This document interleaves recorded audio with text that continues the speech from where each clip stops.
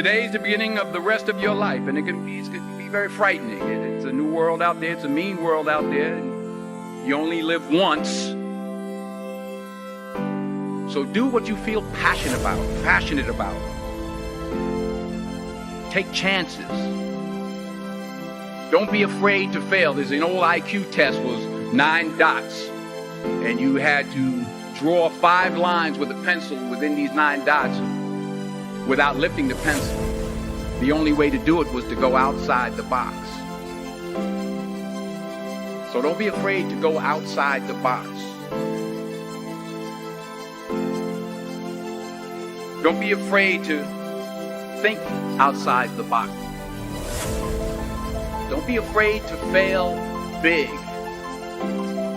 to dream big. But remember, dreams without goals are just dreams.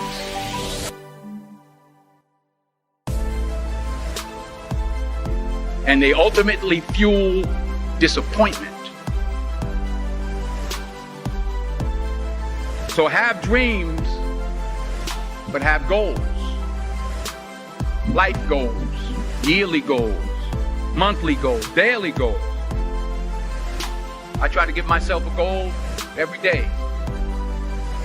And understand that to achieve these goals, you must apply discipline and consistency. In order to achieve your goals, you must apply discipline, which you have already done, and consistency every day, not just on Tuesday and miss a few days. You have to work at it every day. You have to plan every day. You've heard the saying, we don't plan to fail, we fail to plan. Hard work works. Working really hard is what successful people do. And in this text, tweet, twerk world that you've grown up in, remember, just because you're doing a lot more doesn't mean you're getting a lot more done. Remember that. Just because you're doing a lot more doesn't mean you're getting a lot more done.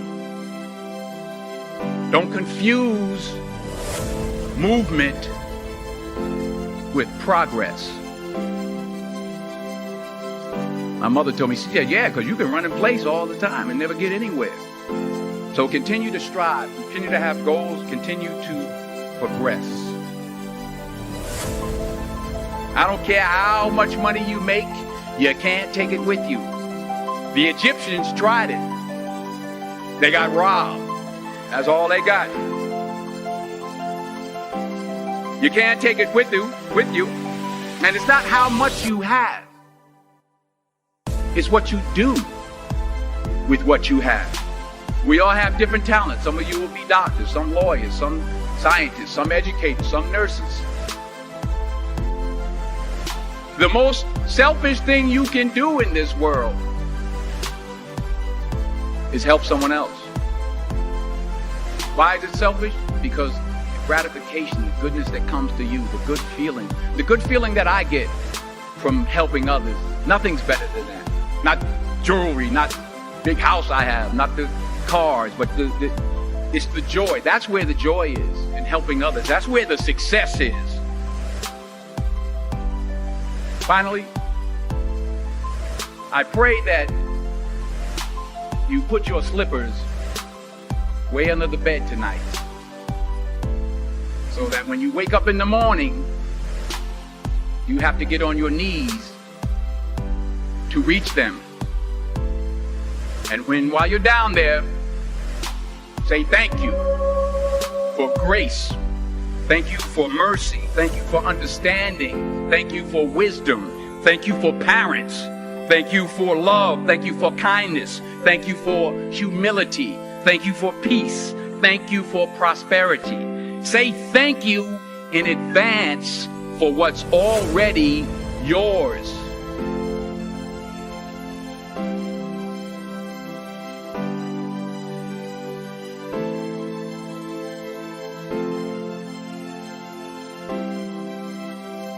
true desire in the heart, that itch that you have, whatever it is you want to do, that thing that you want to do to help others and to grow and to make money, and anything you want, you can have. So claim it. Work hard to get it. When you get it, reach back. Pull someone else up. Each one, teach one. Don't just aspire to make a living. Aspire to make a difference.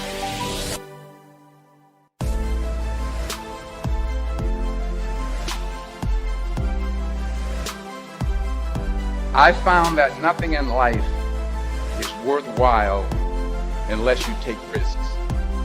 Nothing. Nelson Mandela said, "There is no passion to be found playing small and settling for a life that's less than the one you're capable of living." I'm sure people have told you to make sure you have something to fall back on. Make sure you got something to fall back on, honey. If I'm going to fall, I don't want to fall back on anything except my faith. I want to fall forward. I figure at least this way I'll see what I'm going to hit. Fall forward. This is what I mean.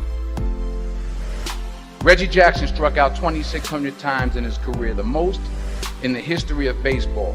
But you don't hear about the strikeouts. People remember the home runs. Fall forward. Thomas Edison conducted 1,000 failed experiments. Did you know that, honey? Because the 1,001st was the light bulb. Fall forward. Every failed experiment is one step closer to success. You've got to take risks, and I'm sure you've probably heard that before, but I want to talk to you about why that's so important. I got 3 reasons. First, you will fail at some point in your life. Accept it. You will lose. You will embarrass yourself. You will suck at something. There's no doubt about it. I'm telling you, embrace it, because it's inevitable. And I should know. In the acting business, you fail all the time. Early on in my career, I auditioned for a part in a Broadway musical. Perfect role for me, I thought. Except for the fact that I can't sing. So I'm in the wings. I'm about to go on stage, but the guy in front of me, he's singing like Pavarotti. So they say, "Oh, thank you very much, and you'll be hearing from us." I didn't get the job. But here's the thing. I didn't quit. I didn't fall back. But I continued to fail, and fail. But it didn't matter, because you know what? There's an old saying, you hang around the barbershop long enough, sooner or later you're going to get a haircut.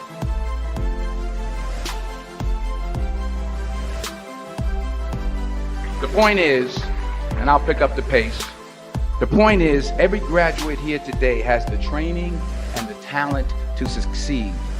But do you have the guts to fail? Here's my second point about failure. If you don't fail, you're not even trying. To get something you never had, you have to do something you never did. Les Brown's a motivational speaker. He made an analogy about this. He says, imagine you're on your deathbed, and standing around your deathbed are the ghosts representing your unfulfilled potential. The ghost of the ideas you never acted on. The ghost of the talents you didn't use. And they're standing around your bed, angry, disappointed, and upset. They say, we came to you because you could have brought us to life, they say. And now we have to go to the grave together. So I ask you today, how many ghosts are going to be around your bed when your time comes? So you got to get out there. You got to give it everything you got, whether it's your time, your talent, your prayers, or your treasures. Because remember this, you will never see a U-Haul behind a hearse. sometimes it's the best way to figure out where you're going. Your life will never be a straight path. Because taking risk is not just about going for a job. It's also about knowing what you know and what you don't know. It's about being open to people and to ideas.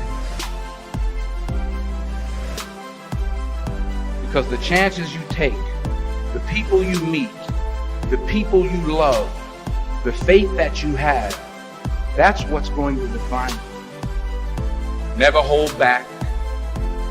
Give everything you got. And when you fall throughout life, and maybe even tonight after a few many glasses of champagne, remember this: fall forward.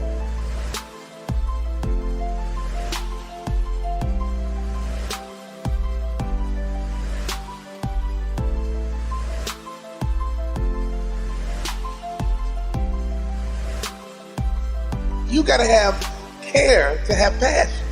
And you hear people say all the time, I don't care. If that's you, you don't have passion. You gotta care, okay? You gotta care if we win or lose. You gotta care if we come in last place. You gotta care if I don't win a championship, I'm gonna be pissed off. You gotta care if you get divorced. You gotta care if you file bankruptcy. You gotta care if you don't get the 3.0 GPA you shooting for. You fill in your goals, you fill in your blanks, you fill in your dreams, you fill in your goals. And at the end of the day, let me tell you something, champ. You gotta care. Because if you don't care, guess what? It ain't gonna happen. If you don't care, guess what? You ain't gonna grind. If you don't care, guess what? You gonna quit when it's getting tough. If you don't care, you gonna throw in the towel. So I'm here to tell you, the first thing we gotta do is get you to care about your future, get you to care about your goals, get you to care about succeeding, get you to care about failing. Let me tell you something. If you go into a jungle, there's two people who care.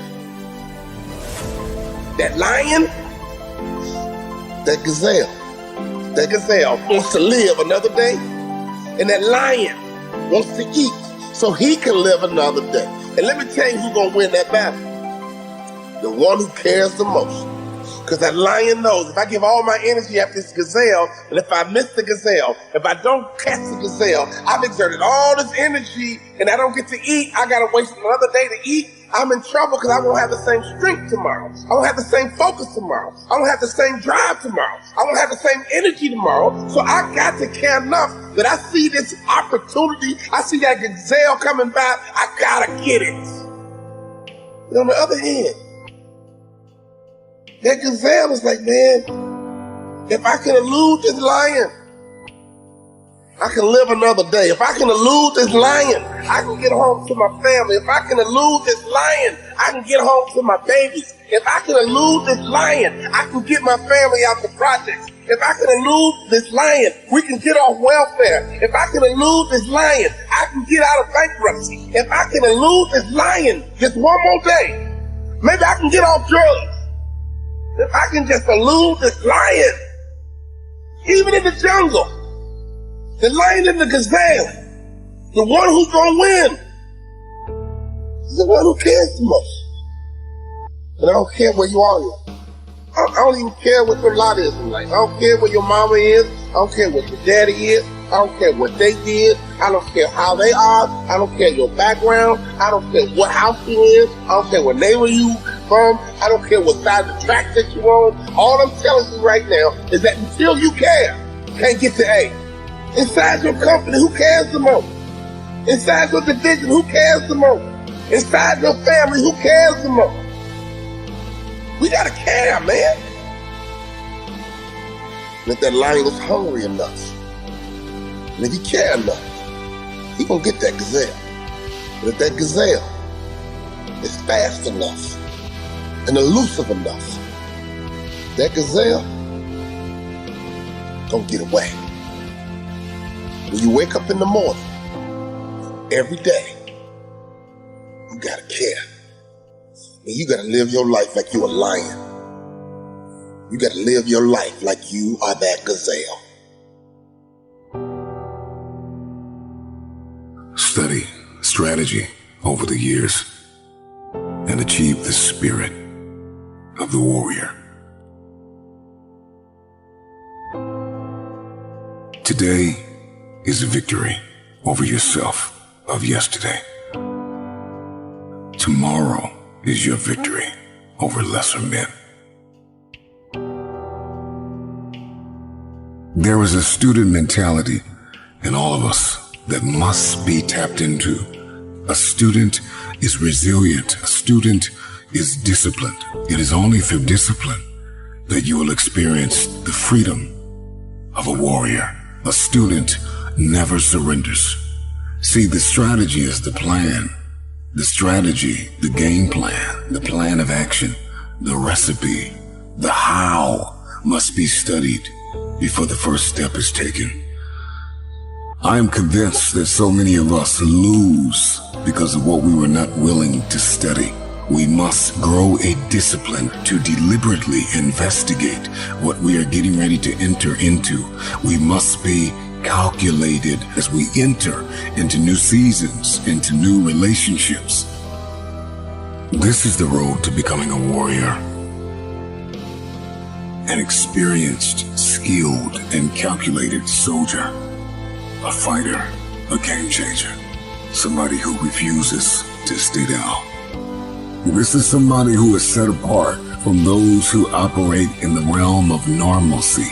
This is somebody who is above and beyond. We got a bit of a work ethic to go after it. A student is a disciple, and a disciple is disciplined. Disciplined to achieve the spirit of the warrior. They are perfectly positioned for victory daily. Discipline is an invitation out of normalcy. A man who studies is a man who is allergic to average. So you are a warrior, and you don't even know it. Take a deep breath. Inhale and exhale.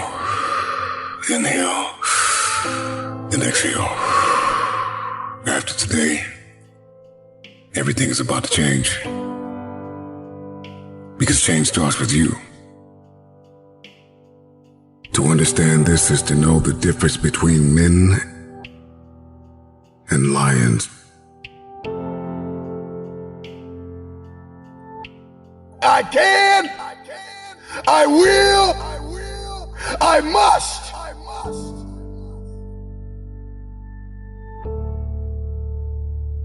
Well, here we are. A new year draws near. You're going to be intentional about setting the tone for how your year is going to turn out. The nightmare is to reach our 60s, our 70s, our 80s, or even our deathbed, and to talk about everything we should have done. I should have done that. I should have invested in this. I should have made the relationship work. I shouldn't have got a divorce. There are things that you have been called to do. But it is the challenges that makes us great. The challenges is what builds us up. The hardships, all of these things that we all had to endure. Nothing can stop what we are made of. Where am I?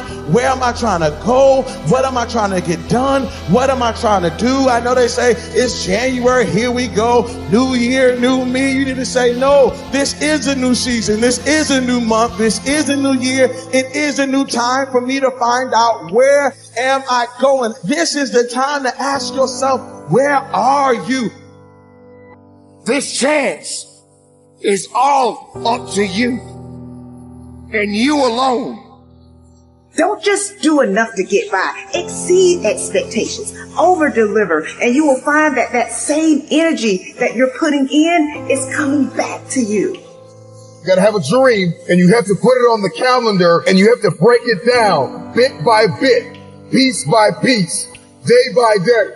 These are not your years when you just settle for an average marriage, or settle for an average career, or settle for an average worship life. No, this is the year that you decide, I want new, I want fresh, I want the real stuff.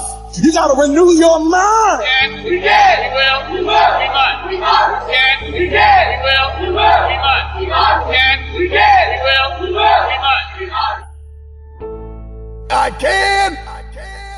I will, I must.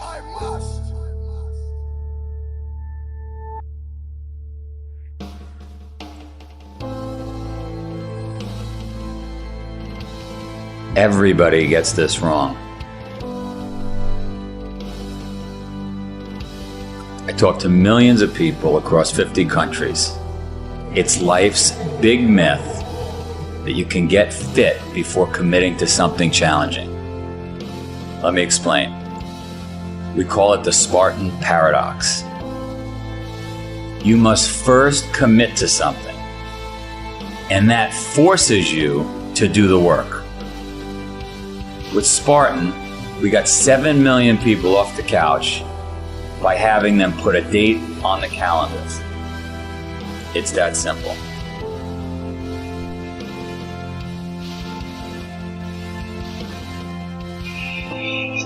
Once you put a date on the calendar, you get serious.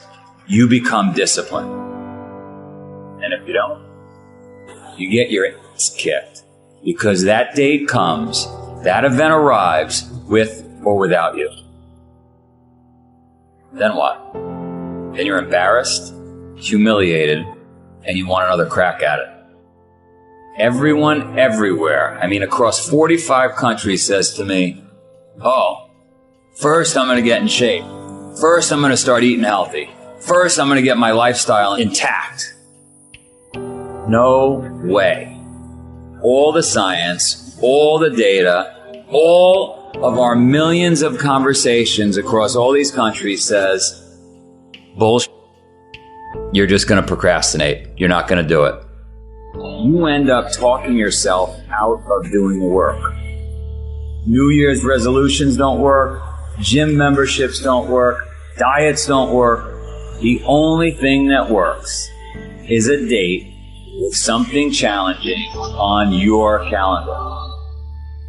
So you want to find success? Put a date on the calendar, create a deadline, force yourself to make the hard choices daily.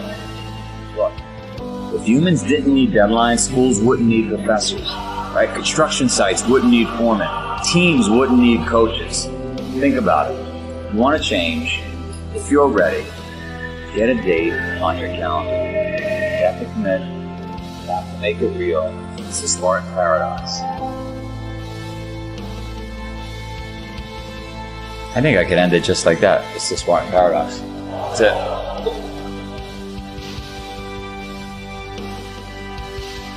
Your mouth is a creative weapon.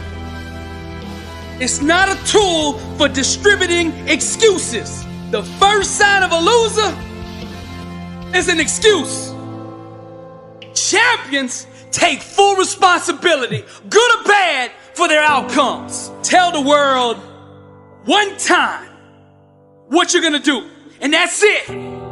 Spend less time talking and more time grinding. Think like a champion. Speak like a champion. And then walk it out. Grind 120 all day, every day. Stop making excuses. Champions make adjustments, not excuses. Every time you justify being average, you invite in the enemy. Mediocrity is a dream killer. Your coach, your trainer, your teacher, your boss is not the problem. It's your consistency. You gotta make a decision. How bad do you want it? Average is on the left. Success is on the right. You gotta choose which one you want. A champion's workout doesn't officially begin until pain arrives. You see, greatness is right on the other side of pain. So what are you running from it for? You say you want to be successful, then push through it. Stop making excuses and go get it. Very few battles are won under ideal circumstances. So you gotta simulate and practice the unknown so that the unexpected will not derail you. Every morning when you get up, ask yourself, how can I put myself in a place where I'll be uncomfortable? See, you have to master the unknown. You gotta master your fears. You gotta master the unexpected. So when it happens, you are prepared. Champions can push through and keep going when everyone else around them is quitting. They have immersed themselves in pain so often that they have become immune to it. Greatness is on the other side of pain. Go get it! The more you expose yourself to pain, the more comfortable you will become in its presence. A champion's workout doesn't officially start until pain arrives. Everything else is just a warm-up. A boxer can be the best technician in the world. But if he gets in the ring and the first time he gets hit, he falls apart, he's not going to be a champion, I tell you that. See, and life is just like that with us. We're good until we get hit in the face. But what separates champions from the rest is when they get hit, they keep coming. When you hit them a second time, they get stronger. And by that third time that life hits you and you're still standing, the world will know there's a champion in the ring. How bad do you want to be successful? Do you want it bad enough to get hit in the face? Because I tell you right now, that's what life's going to do to you. It's going to hit you when you least expect it. When you got your guard down. How will you respond? Refuse to let the world break you. Show life what a champion looks like. I'm Billy Alsbrooks, blessed and unstoppable.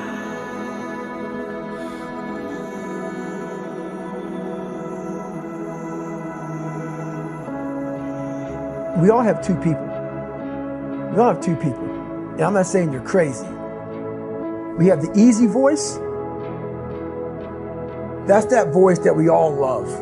That's that very comfortable voice that's that mommy holding you saying it's going to be okay. Doesn't care how good you are, just loves you. Just loves you no matter how messed up you are in life. So that's that one voice. This other voice that we walk very far away from is the voice saying, hey man, you ain't doing shit. So we try to get this voice out of our head completely. And we live over here in this land. So what you have to do first is turn up this voice over here. The voice saying things to you that aren't nice. That it's in our head saying, you know what, man, dude, you're not doing shit. I'm not saying to put yourself down. I'm saying listen to the truth. And the truth isn't in the 20%. The truth is in this other part of your brain saying, look, man, you're wasting a bunch of percentage here. We have 80 more percent that we're not tapping into because in this other 80% is suffering, pain, failure, self-doubt, darkness, and then a whole bunch of light. But to get to this light, we gotta go through all of this. So a lot of us know that. I can get over here, but over here, man, this is much better because I gotta go through this journey that is not fun. This from 20 to 100%, this shit in between is not fun. So we decide to live over here. So everybody goes, how do you do that? You know exactly how to do it. You know exactly, it's not a magic trick. There's nothing I talk about that's a magic trick. It's all back down to a very primitive mindset of we just have to keep moving. It's like breathing. Breathing becomes normal. Like we didn't know that we're doing. That's how you have to live your life.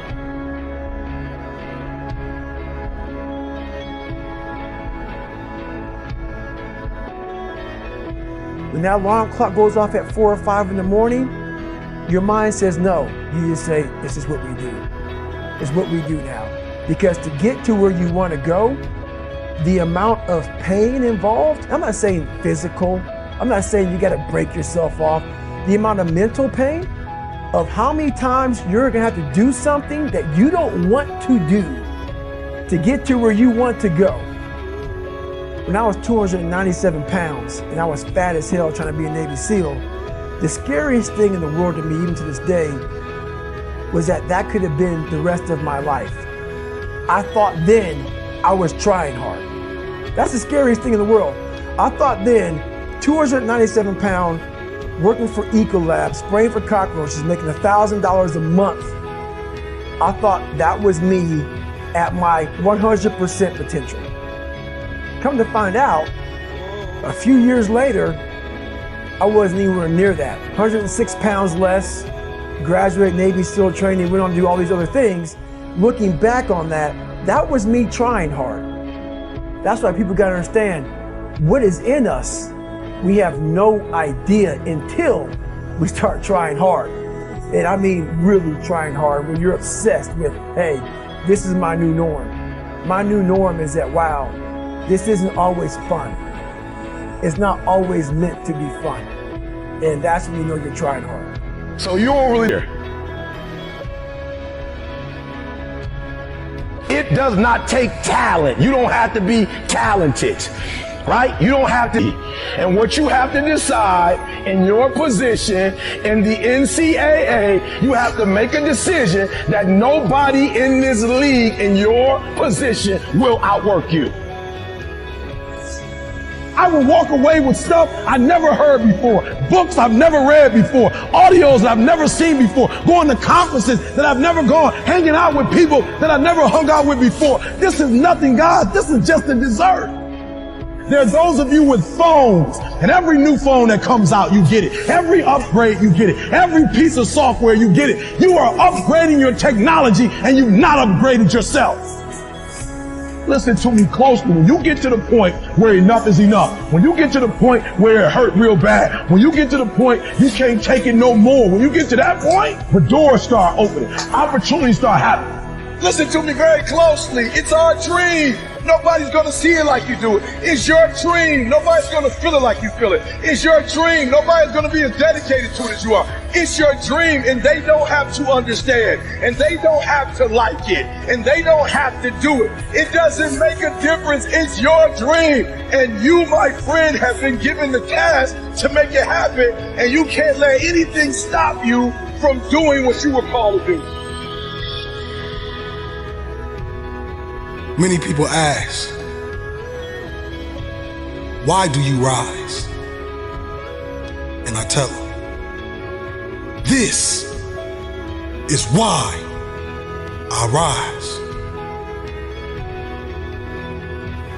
I rise for those that paved the way before me and gave me belief in the power. If you see me as a giant, it is only because I am standing on their shoulders. I rise because it is my will, my passion, my burning desire, and I cannot stand still. I rise because I know that I have a legacy to fulfill. I rise because this is my journey, not just a destination. I rise because I am the creation. I rise because every second, every minute, every hour, every day, every week, every month, every year that goes by brings me closer to fulfilling my ultimate obligation. I rise because I lead an army of kings and queens. And this is the dawning of a new day.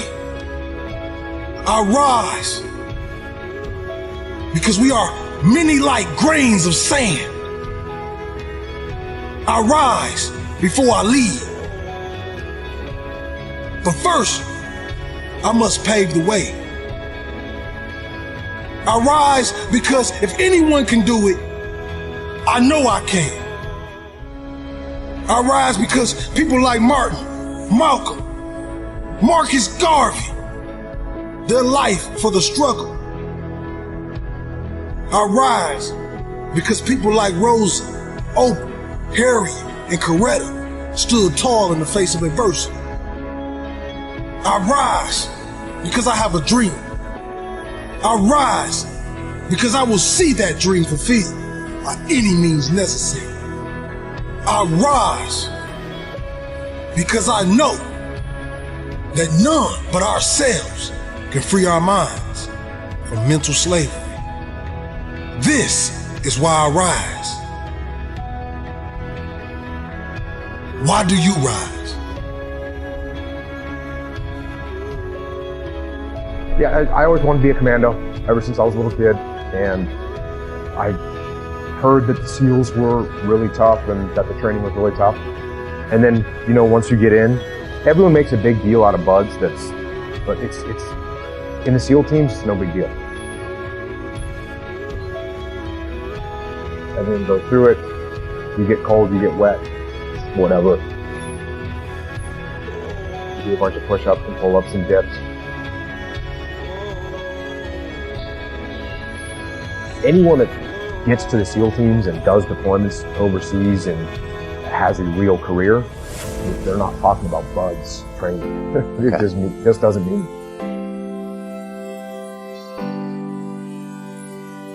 I had a guy that was, you know, NCAA water polo team captain champion. He quit. And I had a guy that was an Olympic alternate gymnast, and he quit. Just because someone's a good physical athlete, it doesn't mean that they're a good SEAL. Because being a good SEAL is a lot more than just being a good athlete. Being a good athlete is like the baseline. And it's everything that you learn to do after that.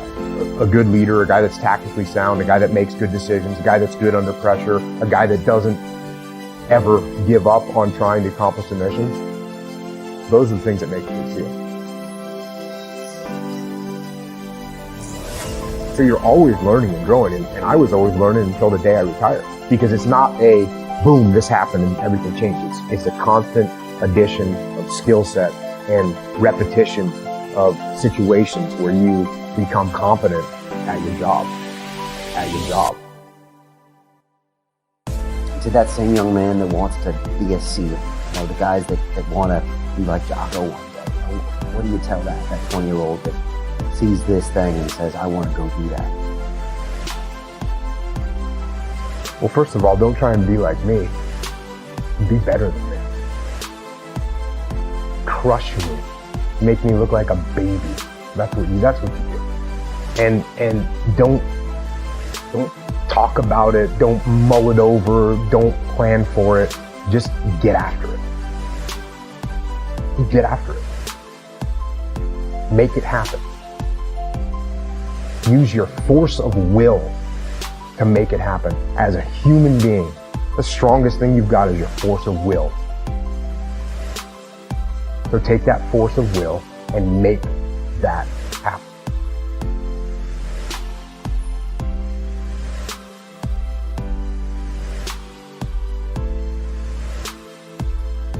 Your perspective can either become your prison or your passport. It can either arrest you or release you. In 1903, it was the Wright brothers that defied the laws of gravity. And if you know anything about gravity, gravity will pull you down and keep you down. It will stop you from flight. It will stop you in your tracks. If you believe in something, metaphorically speaking, gravity will hold you down, it will hold you back, and it will dare you to fight. Your perspective can either be your prison or your plane. I don't know about you, but today I made the decision to defy the laws of gravity. The first successful heavier than air powered aircraft was designed and built by the Wright brothers. They flew it 4 times on December 17, 1903, near Kill Devil Hills, about 4 miles. I believe possibility is destiny, and it is fear that keeps us arrested and apprehended by the spirit of impossibility. I'm gonna tell you this right now, and nobody else is gonna tell you this. Impossible is a spirit, and you've got to arrest that spirit or it will arrest you.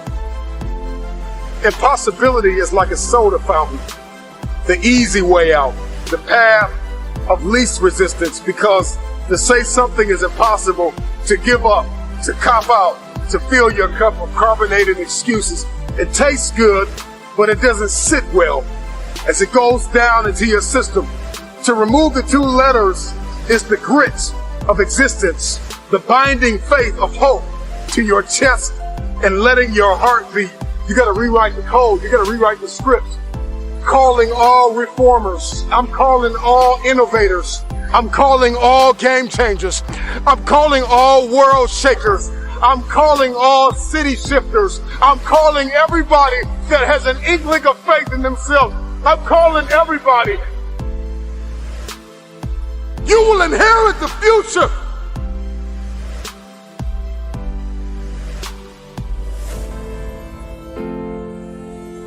We got to rewrite the code in our soul, because it's a matter of the soul. It's a matter of the will. People that have a will to win are the ones who win. These are the people that see the future. These are the people that see not where the hockey puck is, but they see where the hockey puck is going. And that's the type of person that we all need to evolve to become. I learned years ago that the difference between people that get things done and people that do not is sheer willpower. Out of all the motivational speeches you have heard, how much of it have you retained and applied to your life? Because understanding the power and the difference between what is impossible and what is possible, it all comes back to your perspective and your capacity. If your why is big enough, then your will be powerful enough to persevere through the how. You're not looking for resources when you have a will. You become resourceful. And that's the difference between people that see this thing as possible and people that do not. It comes down to one thing, and that is your will. So you don't want it bad enough. You don't want it bad enough. That's why you can't get it done. And so the how intimidates you. And the what boxes you in. We're more concerned about collaboration than character. I think we need to come back to a place where we're examining ourselves as an individual before a people. We make the people better when we deal with the person. You got to deal with the person. You got to deal with you. It's always going to be impossible to you if you don't see the power of your will and the power of your why.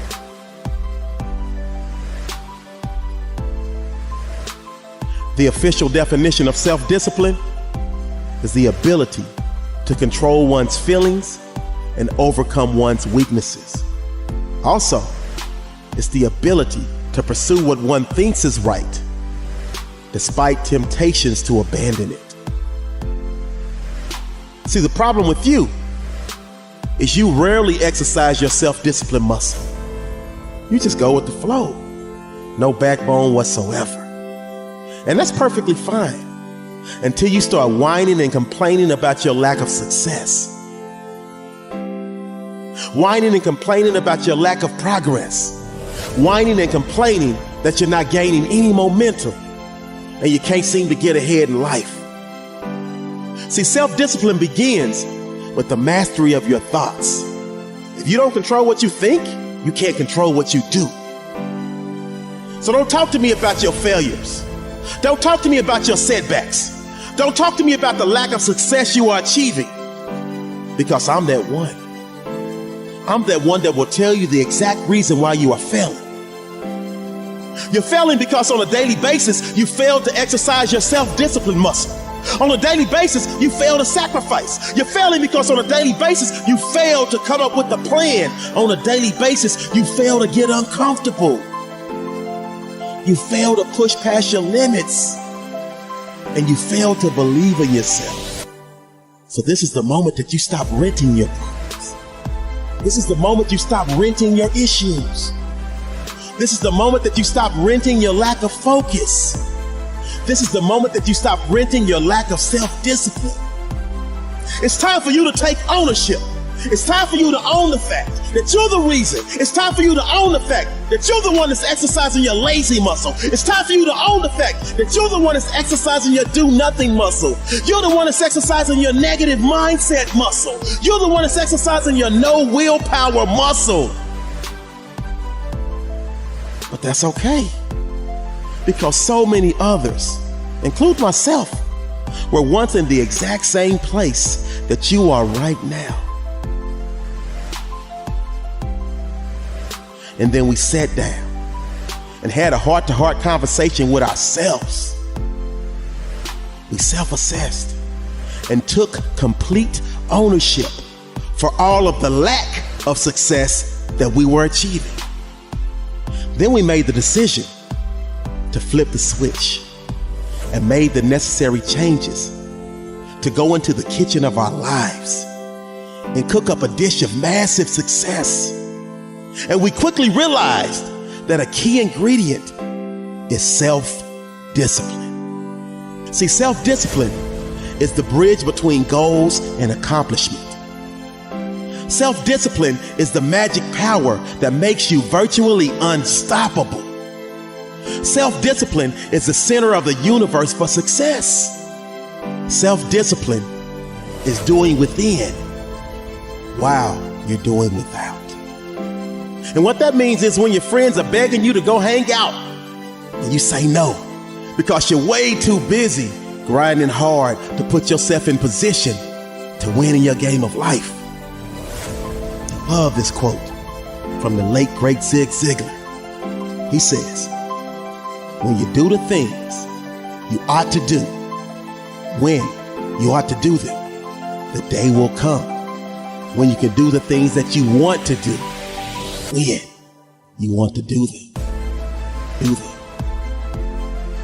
See, without self-discipline, success is not possible, period.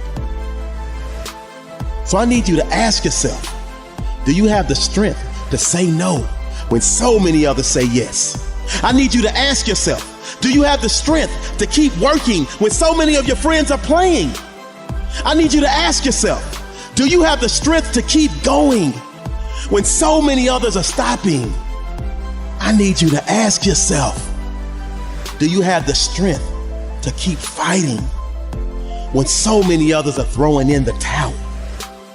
Because if you can answer yes to all of those questions, you are well on your way to joining the 1% club. You are well on your way to living the life of your dreams. So now is the time for you to hit the gym of your life and start exercising your self-discipline muscle. No more talk, no more excuses. From this moment forward, it's all about massive execution. Will there be days that you don't feel like it? Yes. Will there be days that you want to stop? Yes. Will there be days that you want to give up? Yes. Will there be days that you want to quit? Yes. Listen to me. Quitting is never an option. So get up and do it anyway. Because when you push yourself to do and you get started, you will be amazed at how all of a sudden you have the energy you need to get it done. Sometimes you have to trick yourself and say, I'm just going to spend 5 minutes working on this project. You get started, and all of a sudden, an hour later, you not only complete it, but you also feel an amazing sense of pride and accomplishment. I want you to understand this.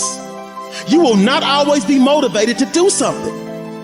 So you have to force yourself to be disciplined, because those that are undisciplined allow moods, appetites, passions, and temptation to dominate their lives. But that is no longer who you are, because you are now officially part of the Doers Club. You are now officially part of the Winners Club. You are now officially part of the Champions Club. You are now officially part of the Those with Self-Discipline Club.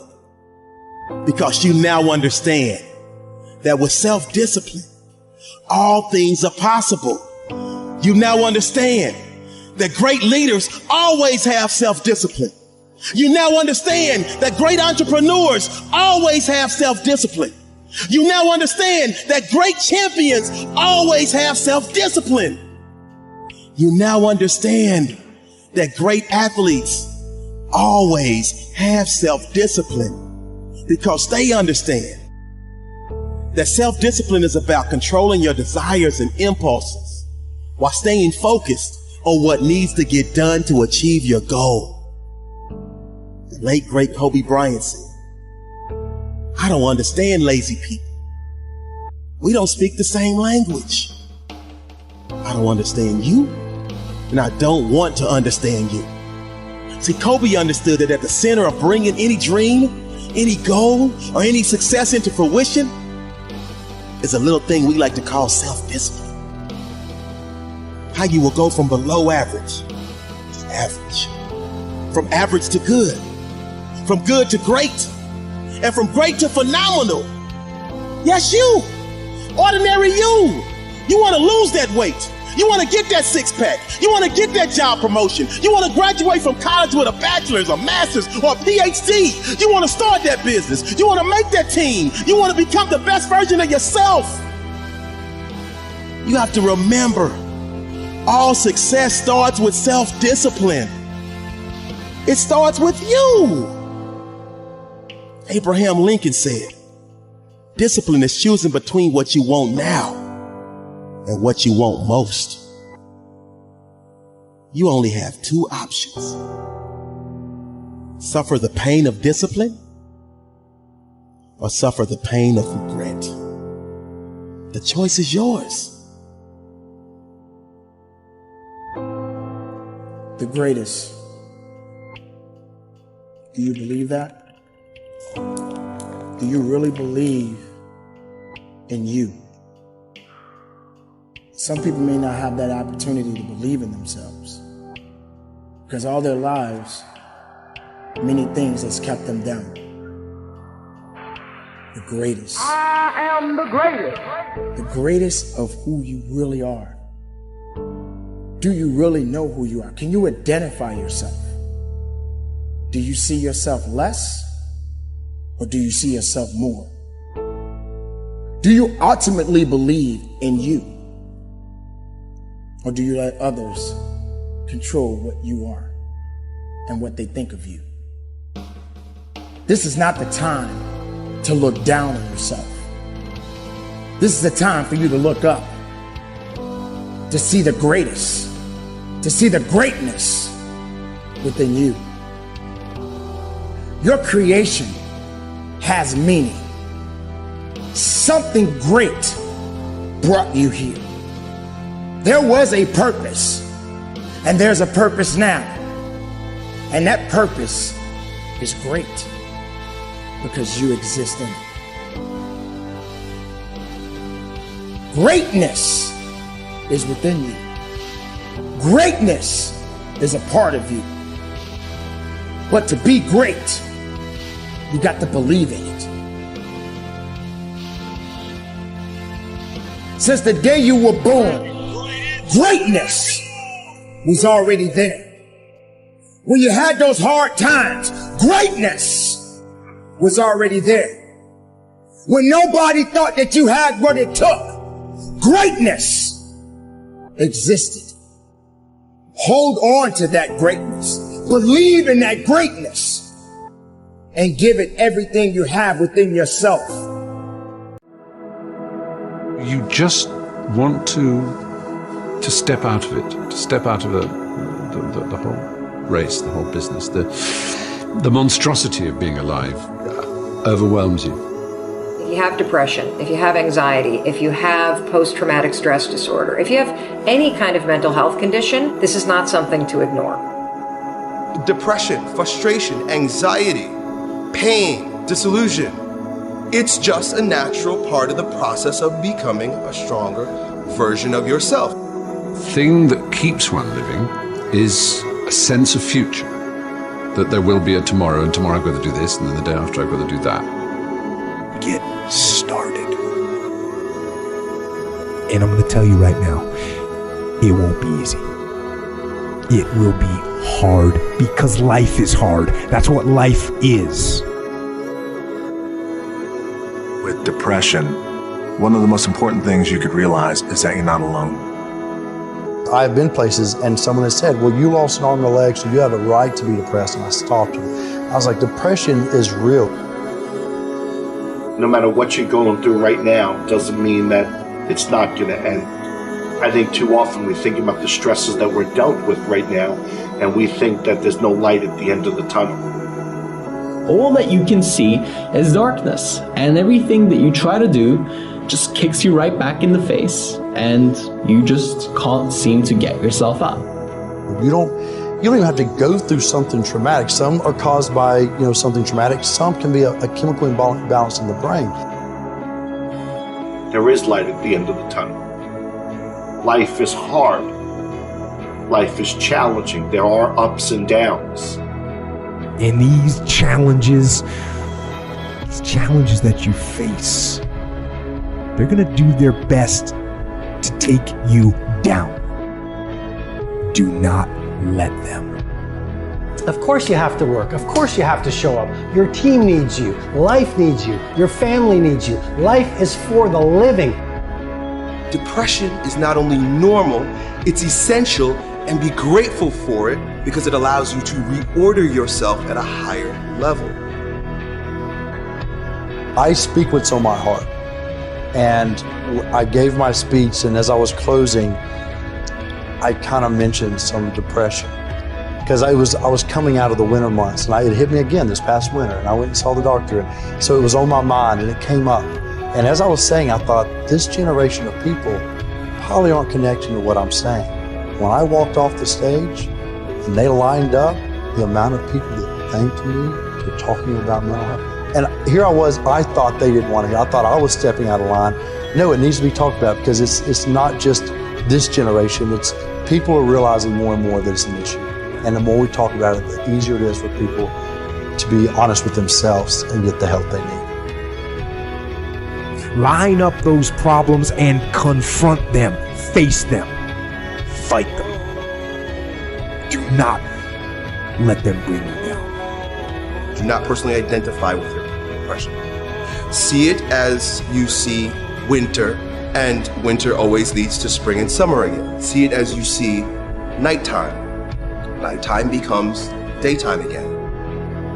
Hold on to that fundamental quality of faith that on the other side of your pain is something good. Suicide is a permanent solution to a temporary problem. No matter what you're going through right now, doesn't mean that it's not going to end. Stand up, dig in, let those challenges raise you up, let them elevate you, let their demands and their trials make you stronger. Adversity you face today turn you into a better person tomorrow.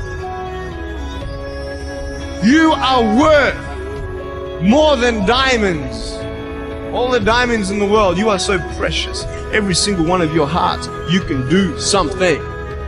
Life is not always good. Life is always not rosy. Life is worth living. There's one thing that if you did every single day, it would make an extraordinary difference in whatever mental health issue you're struggling with, and that is exercise. And the reason you've got to exercise every day is because what we know about human beings is that when you physically move, your physiology changes, and that changes your brain. Take the time to rest. Because just what if that resting is the key to world-class producing? Get outside and exercise every single day as if your life depends upon it, because you know what? It does. Your brain needs it, your body needs it, your mental health needs it. And I feel like if you had heart problems and saw a cardiologist, well, everyone would be concerned about you, would know you're doing better, and it would be open and honest with the crew. But the most complicated organ in your body, if you have a problem with this, suddenly we don't want to talk about that? No, and you can get over it. And that's what people need to realize. You can be cured. You can get past it. I assure you, the clouds will lift. Right, there is sunlight above the clouds. You're just looking at the clouds right now. And they will lift, and crisis has come to teach you the big lesson you're meant to learn to move to your next level in the next chapter of your greatest life. This depression will pass. It will go away, and something much better will take its place. But for right now, all that you really need to know is that you have to make it through. Getting your heart rate up, getting outside, breathing, feeling connected, getting out of your house, which may make you feel depressed and trapped. The man I am with you right now as I speak with as much authenticity as I know how to share is the result of my times in the valley of darkness. Doing that every day, that physical push. You don't have to run. You don't have to go to an aerobics class. Get outside with your dog in the woods. Walk with a good friend for 2 or 3 miles. Doing that every single day not only moves your body, which changes your mind, it gets you out of your physical environment, which is one of the things that people with depression tend to have a hard time doing. And it also creates a bit of momentum and a bit of a routine in your life. Every time I experience a bout of depression, I come out on the other end a different person, doing different things. But it's because I'm aware of what's happening and I'm aware. I want to see the opportunities as they present themselves to me instead of falling into the depths of a spiral down depression because I'm personally identified with what is happening when I'm upset. And your schedule is not full and you actually feel like you're wasting your life because you're not this epic producer. What if those times were actually a different form of productivity?